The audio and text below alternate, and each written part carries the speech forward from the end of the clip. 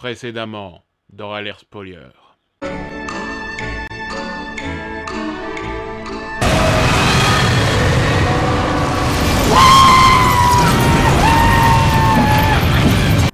Mignon. Bon, alors, vous avez décidé? J'hésite. Parce que d'un côté, j'aimerais bien me débarrasser de cette bouse et la défoncer une bonne fois pour toutes, mais de l'autre, ce générique est tellement génial, quoi. J'aimerais bien le diffuser une dernière fois. Vous savez, on a utilisé le générique de base une dizaine de fois, et on l'utilisera sûrement une dernière fois avant le final de la saison. Vous pouvez vous permettre de balancer la version japonaise une troisième fois. Pas faux. Bon allez, Roxane, une dernière. Like an angel who has forsaken sympathy, rise up, young boy, and make yourself a legend.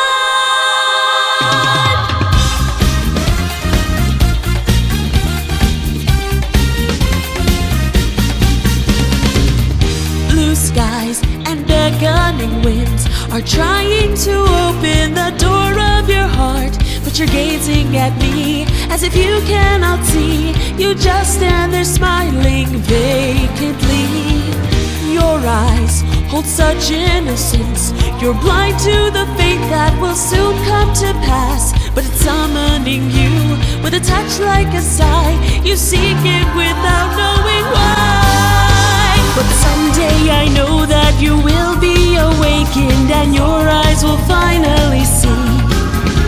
These wings on your back are just waiting to guide you. The future will soon set you free. This cruel thesis, a spiteful angel's litany, will soon soar from the window of your destiny. White hot pathos, a desecrated symphony. Stay true to this and don't betray your memory. Come now, reach out, you must embrace reality. Rise up, young boy, and make yourself a legend.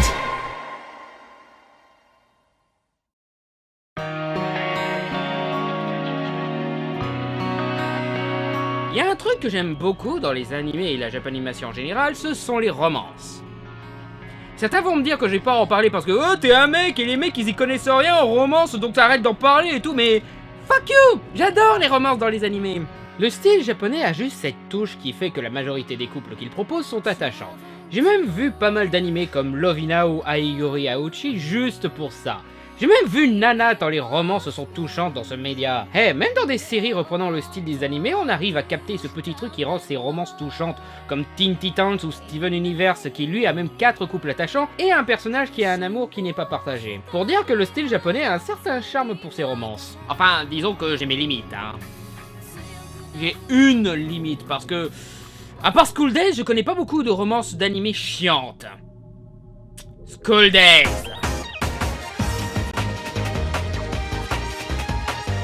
Imaginez la série la plus gnangnante que vous ayez jamais vue, genre Dawson ou Smallville. Puis imaginez qu'un aspirateur retire la moindre personnalité et énergie qui est restée dans cette série. Et qu'on y ajoute une morale et une vision des hommes et des femmes beaucoup plus douteuses que dans Twilight. Vous obtiendrez School Days.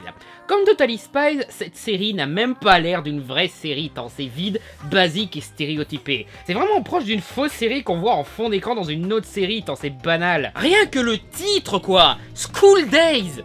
Jour d'école. Quoi, ça va être comme dans Être et Avoir, on va juste voir des gosses s'éduquer pendant 13 épisodes? C'est le titre le plus bateau du monde. L'école n'est même pas le centre de l'histoire, c'est juste une romance qui se passe à l'école. On sait même pas ce qu'ils étudient et plus de la moitié se passe durant des activités extrascolaires. Et si c'est pour un titre comme Nos années coup de cœur qui appelle à une vieille époque que connaît bien une certaine génération, crois-moi, aucune génération va se reconnaître dans ce truc. Ou du moins je l'espère pour eux. Si tu veux un titre plus approprié à cette série, appelle ça La bite à Makoto. Oui je sais, très classe, mais cela dit c'est vrai, c'est un bon titre parce que La bite à Makoto c'est justement l'élément perturbateur de cette série. Et comme cette série est composée que de 13 épisodes et que le scénario se suit comme une seule grosse histoire, on va critiquer ça à l'ancienne, point scénaristique de merde après point scénaristique de merde. Donc, c'est parti pour La bite à Makoto. Donc, la bite de Makoto commence sur Makoto qui arrive à l'école des...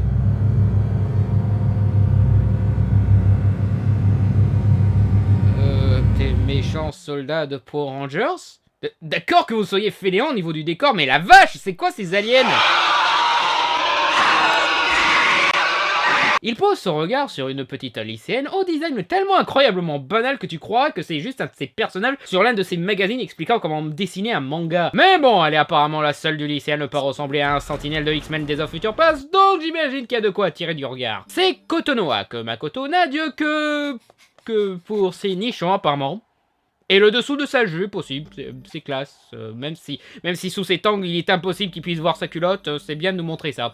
Et il commence alors à la stalker comme un gros pervers. T'as entendu parler du sortilège d'amour par téléphone?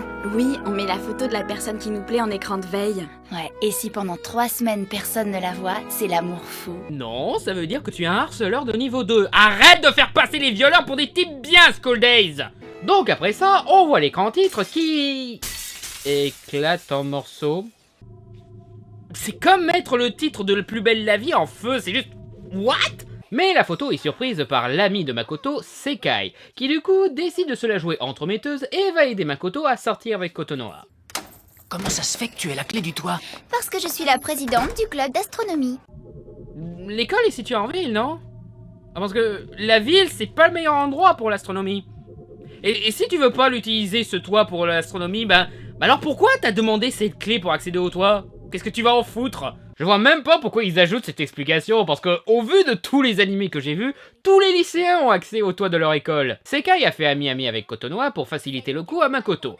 Ce qui fout Makoto en rogne. Parce qu'il est con. Et tu l'as dit à quelqu'un? Si tu veux, je te promets que je dirai plus rien. Plus? Comment ça, plus? Qu'est-ce que ça veut dire? Wow! Mec! Calme-toi! Je veux dire, c'est le lycée! Même si t'es pas vraiment amoureux de la nana, on va quand même dire que t'es amoureux de la nana! C'est le royaume des ragots! Aussi classe le plan sur la jupe de Sekai qui défie la pesanteur pour s'accrocher sur la grille et exposer son cul, que personne ne peut voir de toute façon. Elle organise un dîner à 3, mais Makoto est le genre de couille molle qui préfère crever plutôt que de faire la bise à la fille qu'il aime, et Kotonoha est la poupée hérissonne plus fragile que l'air, limite si elle tousse pas du sang, qui se recroqueville à la moindre remarque flatteuse. Ou tentative d'attouchement.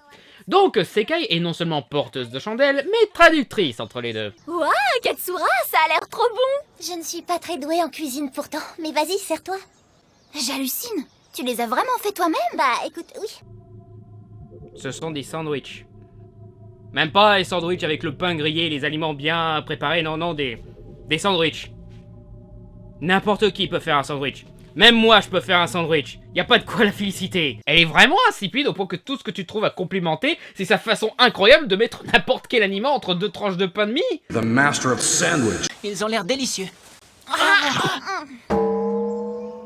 Alors, vous en pensez quoi? Soyez honnête, hein. Ils sont pas mal du tout. Très originaux, je dirais. Pas vrai? Ils ont un goût qui pique un peu sur la langue, je dirais. C'est surprenant. Oh, attends. Non, elle ne sait pas faire de sandwich. Et ils disent rien pour ne pas la vexer. C'est des sandwichs! Si ça se trouve, elle a juste pris des Sonebo du frigo! Allez, Katsura, dis-nous tout. Tu cuisines souvent, avoue. Pas du tout. Non! Ce n'est pas de la cuisine! Elle a juste fait un sandwich! Ça demande pas des compétences dans la cuisine! Elle a juste mis un petit peu tout entre 2 pains, ça va! Oui, je m'énerve sur des sandwichs! Thierry, putain! What are you? An idiot sandwich. Idiot sandwich what? An idiot sandwich, Chef Ramsay. Le reste du rendez-vous se passe bien et Makoto finit par révéler qu'il a pris une photo d'elle pour le fameux sort de l'amour. Ce qu'elle prend bien parce que c'est une petite naïve, mais aussi parce qu'elle est secrètement amoureuse de Makoto. Et pourtant, ils vont mettre plusieurs épisodes avant de se mettre ensemble. Ouais. Malgré le fait que Sekai ait dit à Makoto que Kotonoha l'aime, et qu'elle ait dit à Kotonoha que Makoto l'aime, ils ne vont pas se mettre ensemble avant un petit moment. Ouais, c'est ce genre de romance à la con. Et au moment où vous vous demandez comment cette romance peut être plus chiante... Quoi? Ouais. Sekai est amoureuse de Makoto. Apparemment. Bonne chance pour ton regard.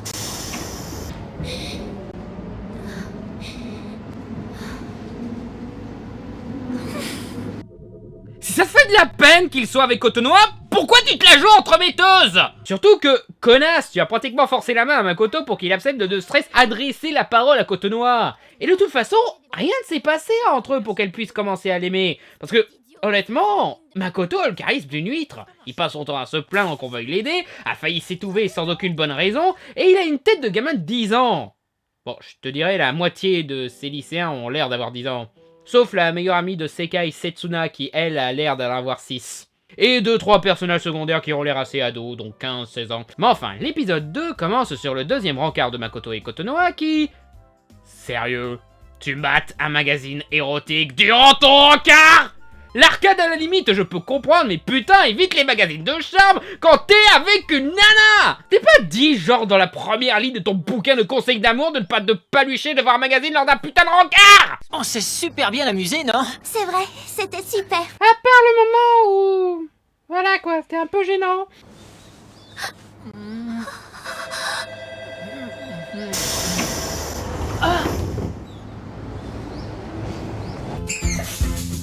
Serre les dents et n'y pense pas. Serre les dents et n'y pense pas.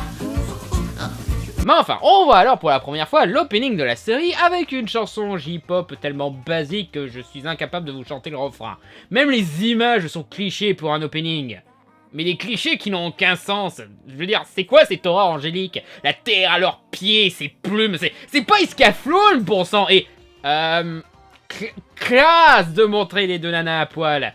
Je me demande pourquoi on ne voit pas aussi Makoto tout nu, tiens. Genre, ils visent les mecs avec cet animé, comme si les mecs allaient regarder volontairement cette série qui commence sur la romance la plus gnangnatte du monde, juste pour deux nanas à poil.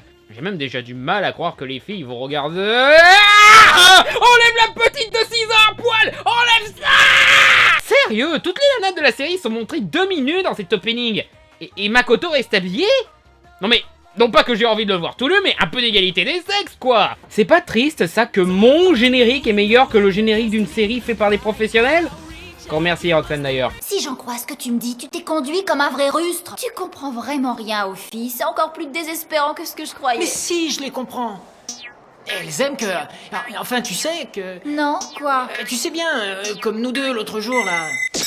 T'es complètement stupide ou quoi? Toi et moi, on est seulement amis, t'as pas encore compris. C'était juste une façon de te dire au revoir parmi tant d'autres. Tu lui as fourré ta langue dans sa bouche. C'est clair et net que ça veut pas dire au revoir. Tu sais très bien ce que ça veut dire. Et pourtant, tu vas continuer à jouer l'entremetteuse entre lui et Koto. Putain que t'es conne! Elle lui donne des places de cinéma pour qu'elle essaye d'embrasser Kotonoha dans la pénombre de la salle. Et il peut même pas payer lui-même 15 balles pour des places de ciné. Putain, Makoto, t'es le pire petit ami au monde! Je dis ça juste parce qu'il n'a pas payé des places de ciné pour sa copine et lui. Elle ne me résistera pas, ce coup-là. Ça, c'est sûr. Je vais l'embrasser. Je dois absolument mettre au point une tactique infaillible. Il va falloir que je m'abaisse à son niveau. En même temps, l'imaginer sur la pointe des pieds me fait complètement craquer. Allez, mec, garde la tête froide. Qu'est-ce qu'il prend? Je vais l'enlacer. Je vais lui glisser la main dans les cheveux. Non, l'inverse. Le coup des cheveux d'abord. Qui parle comme ça? Et sérieusement, pourquoi tu t'entraînes à taper dans l'air pendant que tu t'imagines embrasser ta copine? Je veux dire, attends au moins d'être avec elle avant de t'entraîner pour la violence conjugale, d'accord? Oh, pour l'amour de Dieu, arrête de montrer des ados à poil, bon sang! Je veux dire, je sais bien que c'est un ecchi, limite harem comme animé, mais bon Dieu, tu pourrais au moins tenter d'être moins vulgaire dans ton côté sexy, non? Cette scène n'a aucune raison de se passer dans la salle de bain, elle pouvait se poser des questions existentielles dans sa chambre sans problème. Ils font même une animation sur ses gros seins remuants, on dirait des Dora Live. Extreme Beach Volleyball, joué par Stifler, qui a Parkinson. Mais enfin, Makoto et Kotonoha vont enfin au ciné, où ils doivent choisir entre un film de zombies, une romance à l'eau de rose et... Hurlement 2. Et vu que Kotonoha est l'incarnation du gnangnan et Makoto se contente de suivre bêtement juste pour pouvoir la baiser, ils vont bien sûr voir la romance. Chris, je voulais te remercier de m'avoir présenté Peter. T'as vu, c'est étonnant. C'est exactement notre histoire. Ah bon, tu crois? Oui, c'est la même chose. Sayonji, c'est Chris, et moi, c'est Amelia. Et alors, Peter, ce serait moi? C'est ça. Toutes les histoires d'amour se ressemblent un peu, finalement. Vous venez de dire que vous êtes un couple.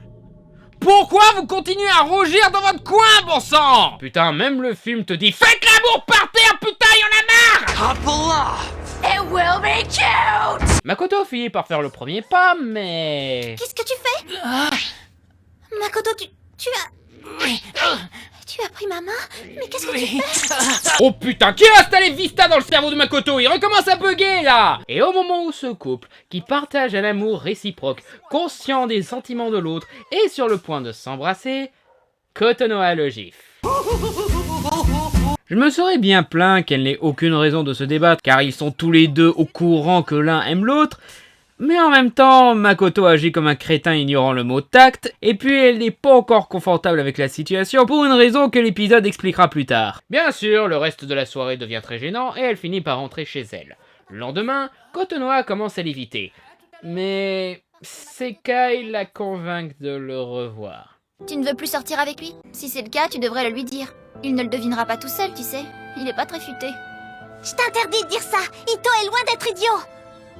C'est un garçon sensible. C'est juste qu'il est du genre à foncer, alors que moi... Eh ben, vous êtes faits pour vous entendre tous les deux. Mais qu'est-ce que tu veux à la fin? N'empêche, ça me surprendra toujours. C'est pourtant si simple de dire ce qu'on ressent. Tu l'aimes toujours, pas vrai?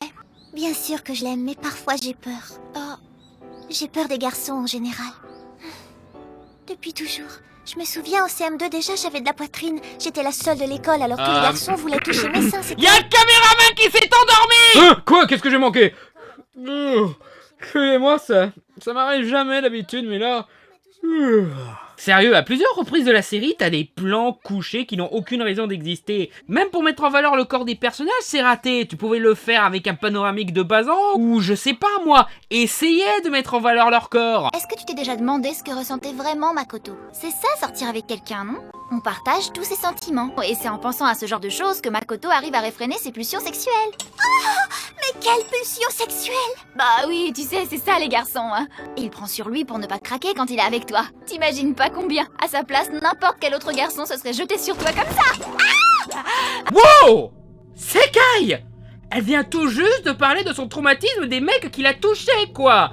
Même si t'es une fille, ça va pas passer! Et sérieux, arrête de tourner la série à hentai, tu veux? Si ça se passait dans le vrai monde, Kotonoha s'enfermerait à vie dans sa chambre pour plus avoir de problème, et Sekai serait arrêté pour attouchement sexuel. Donc Kotonoha finit par se remettre avec Makoto. Ce dernier comprend qu'il doit ralentir, et Kotonoha décide de finalement foncer. Épisode 3 commence sur...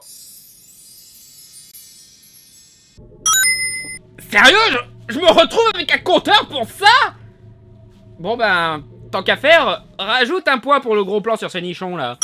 Kotonoha se fait engueuler par le comité qu'elle préside, parce qu'elle passe plus de temps avec son petit ami qu'à travailler pour la future fête. Ce qui la met mal à l'aise avec Makoto. En plus de ça, personnage féminin lambda numéro 12 commence à jalouser sur elle. Je crois. Ou alors c'est une folle qui prend le business des ragots très au sérieux, et commence à les suivre pour les voir se faire un câlin. Et elle prévient par SMS Sekai qui... C'est quoi cette tenue? T'es sûr? Je sais même pas c'est quoi cette tenue. Elle travaille dans un cirque striptease ou quoi? Ah, ok, là, je reconnais du fanservice. Comment as-tu osé lui mettre la main aux fesses devant tout le monde? Enfin, c'est n'importe quoi, je l'ai juste serré contre moi. Oui, ben ça se fait pas n'importe où. Ben où est le problème? On sort ensemble après tout. Tu ne dois pas oublier que certaines choses mettent les filles mal à l'aise. Il lui a fait un câlin. Elle est vraiment coincée au point de ne pas aimer les câlins? Mais c'est plus être une fille à ce stade, c'est être une bulle de savon. Bon oui, le problème vient des remarques du comité, mais putain, vous croyez vraiment qu'elle est assez Shinji-esque pour fuir après un câlin chaleureux? Bon ok, c'est le cas, mais bon quand même. Elle revient auprès de lui en courant avec un plan sous la jupe, et on voit que Sekai, putain, est en fait serveuse. C'est quoi ce bar? Salut et bienvenue au raisin, Super San. Venez avec moi. Setsuna, la gamine de 6 ans, oui, demande si Sekai est bel et bien amoureuse de Makoto.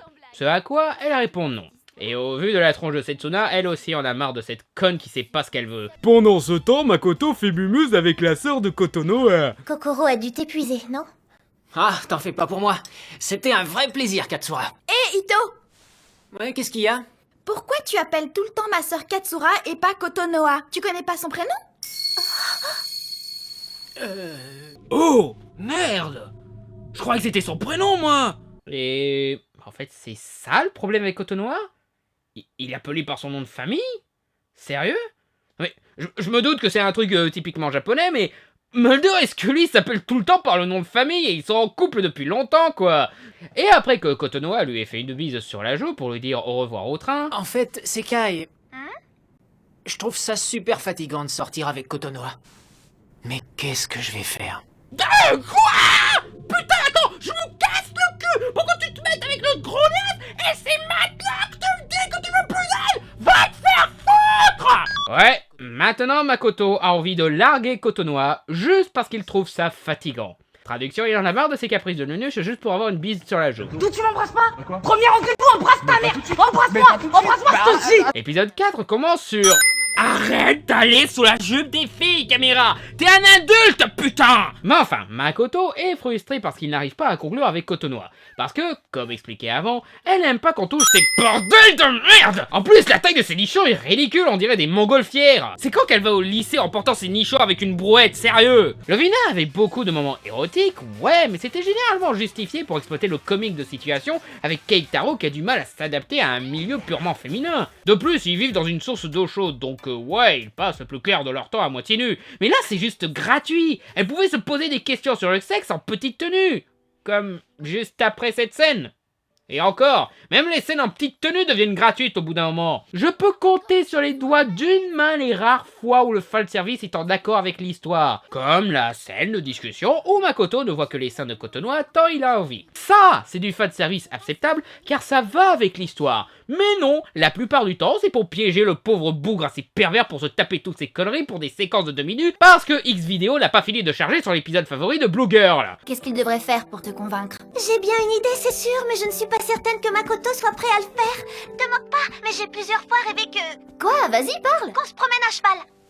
À cheval? En fait, je monte depuis que je suis toute petite, c'est une véritable passion, l'équitation, j'adore ça. Je sais pas pourquoi, mais la vue des garçons de mon club dressés fièrement sur leur monture imposante m'a toujours émue. Oh, c'est tellement beau, un homme à cheval. Tu ne trouves pas? Qu'est-ce qu'il faut pas faire, sérieux?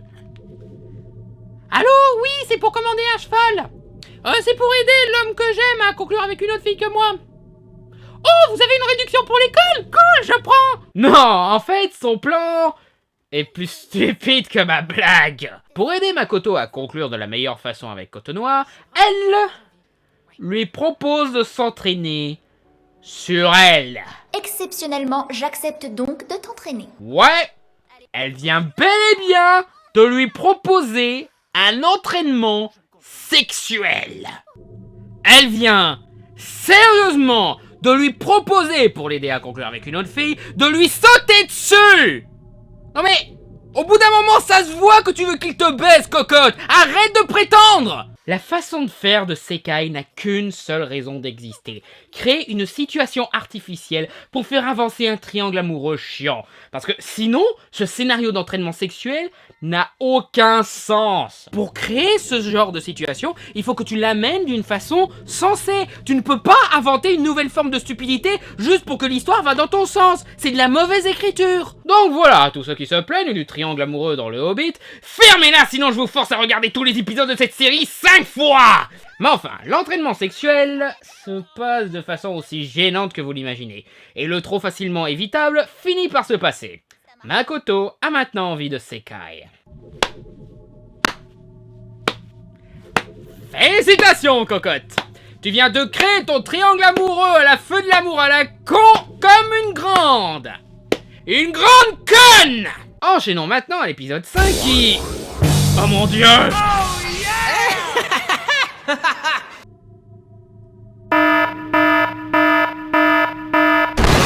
Un épisode piscine! La série nous balance maintenant l'épisode piscine! Est-ce qu'il y a un truc qui peut arrêter ta perversion, School Days? Donc, oui, tous nos héros vont à la piscine, y compris Daisuke, le copain stifleur chiant de Makoto, qui blague tout le temps sur le cul et qui révèle avoir des vues sur Kotonoha. Et le reste de l'épisode... Oh yeah!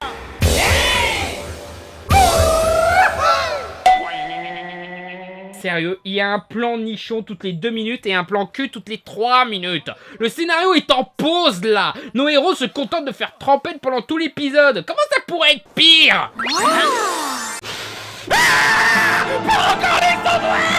Tu les trouves vraiment bons? Là n'est pas la question. Le simple fait qu'ils aient été faits avec amour par une fille me comble de joie. Elle a sorti les sonnements du frigo avec amour. Putain, mais ils vont me rendre fou, c'est débile.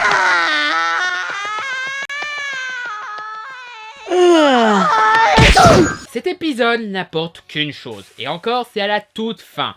Makoto qui trompe pour de bon Kotonoha en couchant avec Sekai. On peut pas faire ça. On peut pas faire ça, Katsura.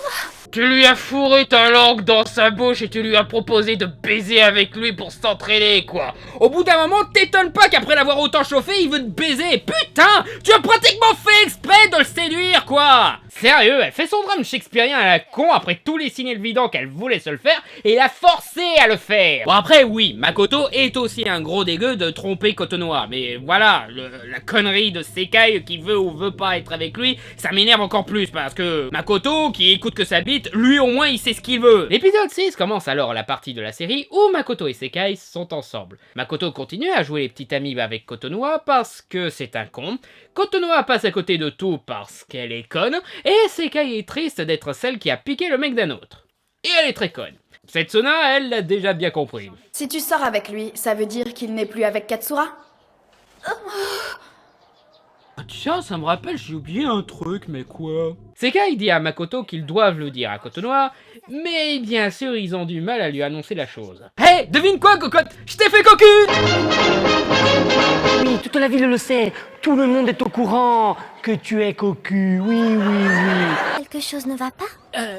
Non, tout va bien. J'espère que c'est pas le citron chaud qui a mauvais goût. Ah, pas du tout, t'inquiète Oh, pas. je suis désolée. Ma mère m'a dit de le sucrer avec du miel, mais je mettrai du sucre si tu préfères. Non, c'est parfait. Je m'entraînerai à en faire jusqu'à ce que son goût te convienne, je te promets. Oh, ça va, petite. Je veux dire, c'est juste un citron chaud, y a pas mort d'homme. Quoique, t'as mis quoi dedans? Ouais, vu qu'elle est catastrophée pour un simple citron chaud, il n'ose pas lui dire aujourd'hui. C'est-à-dire, ça va quoi? C'est quoi le pire qui puisse arriver si on ne lui dit pas tout de suite? Tu m'as pris mon copain. Tu vas le regretter. Je dois me venger. Ouais, genre, je sais que cet animé est débile, mais il n'oserait jamais aller dans cette direction-là. N'est-ce pas? Je vais lui dire. Il n'en est pas question. Mais au final, Kotonoha finit par le découvrir par elle-même en surprenant les deux osios. Et pour être honnête, cet épisode-là était correct.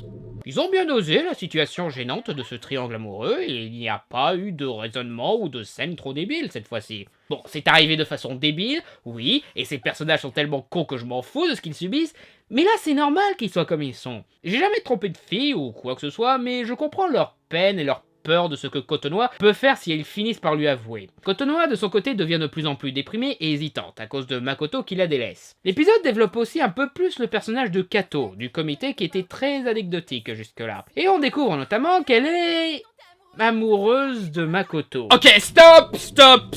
J'aimerais comprendre un truc là. Qu'est-ce que vous avez avec ce mec? Il est pas moche, mais il est incroyablement banal. Il a une gueule de bébé, il n'a pas l'air super svelte ou athlétique, il n'a aucune personnalité, il n'est pas drôle, il n'est pas charmant, il n'est pas romantique, il n'est pas énergique, il n'arrive pas à se plaindre, et c'est un très mauvais petit ami. Comment il fait pour avoir tant de filles amoureuses de lui? C'est un cliché du genre harem, oui, le personnage masculin qui côtoie une dizaine de personnages féminins qui finissent toutes folles de lui à la fin, mais le héros en choisit qu'une. C'est un cliché un peu complètement con, oui, mais c'est pas compliqué de faire en sorte que ça marche. Meilleur exemple, Ayuri Auchi. Le personnage principal est un bon gars. Un vraiment bon gars. Il n'agit jamais égoïstement ou quoi que ce soit, il est attentionné, pas aussi gaffeur que d'autres héros du harem, et il a sa petite histoire dramatique qui peut faire marcher le syndrome de la fermière. Même Keitaro dans le village veut bien y croire. Principalement parce que les filles de ce pensionnat sont folles. Mais il a quand même plus de personnalité, de background story, de volonté de bien faire et de qualité que Makoto. Makoto qui lui a rien. Il n'a même pas d'histoire dramatique, il n'est même pas particulièrement sympathique, il va même envoyer chier les amis qui veulent l'aider. Il n'a rien pour lui. Et pourtant son vide de personnalité a réussi à séduire le cœur de déjà 3 filles. Enfin, Sekai, je la soupçonne d'être avec lui juste pour le cul, quoi.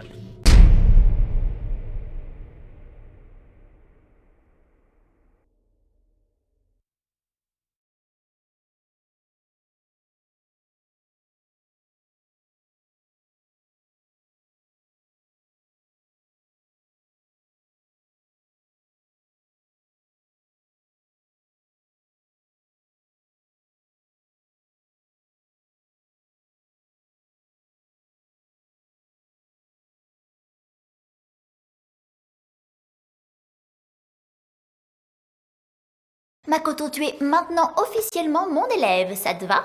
Luke, dis-lui qu'elle est bonne. Oui, bonne, elle l'est